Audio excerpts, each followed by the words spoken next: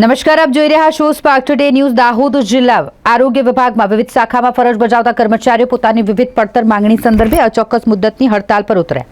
આ મામલે ગંભીરતા દાખવી દાહોદ જિલ્લા આરોગ્ય શાખા દ્વારા 600 આરોગ્ય કર્મચારીઓને છૂટા કરી દેવાતા દાહોદ જિલ્લા આરોગ્ય વિભાગમાં સ્તબ્ધતા સાથે ચકચાર મચી ગઈ છે. આ સમયગાળા દરમિયાન મામલાની ગંભીરતાને ધ્યાનમાં રાખીને દર્દીઓને પડતી મુશ્કેલીઓને ધ્યાનમાં રાખીને દાહોદ જિલ્લા આરોગ્ય વિભાગની કચેરી દ્વારા 1130 જેટલા આરોગ્ય કર્મચારીઓને નોટિસ ફટકારવામાં આવી, જેમાં 24 કલાક અંદર ખુલાસો કરવા માટે જણાવવામાં આવ્યું.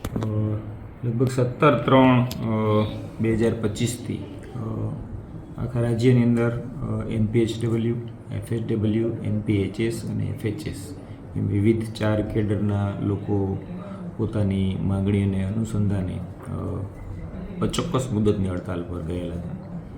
એમને ધ્યાનમાં રાખીને પછી સરકારશ્રી તરફથી આપણે એમને નોટિસ 20 તારીખે આપી છે કે ભાઈ આપ શા માટે એવી રીતે આરોગ્યની સેવાઓ અવલંબે ચડાવી અને જતા રહેલા છો, તો આપને હાજર થવા ફરમાન કર્યું, અમે નોટિસ દ્વારા કર્યું. પછી સેવા તૂટને આદેશ કર્યા. પછી એમને ફરીથી ચાર્જશીટ આપી અમે 2 દિવસ પહેલાં.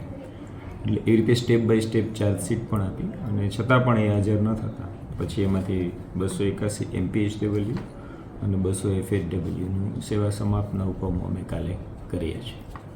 તેમાં સાહેબ દાહોદ જિલ્લામાં કેટલી સંખ્યા છે?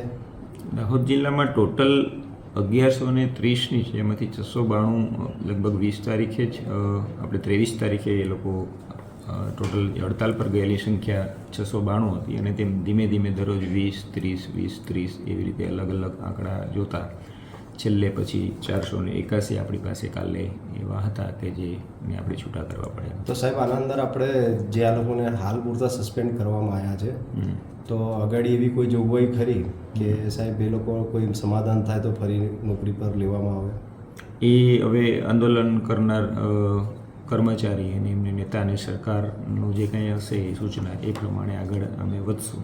હાલ પૂરતી એમની ઉપર હજી એક્શન લીધેલી છે એ યથાવત રહેશે. આપનું નામ સર?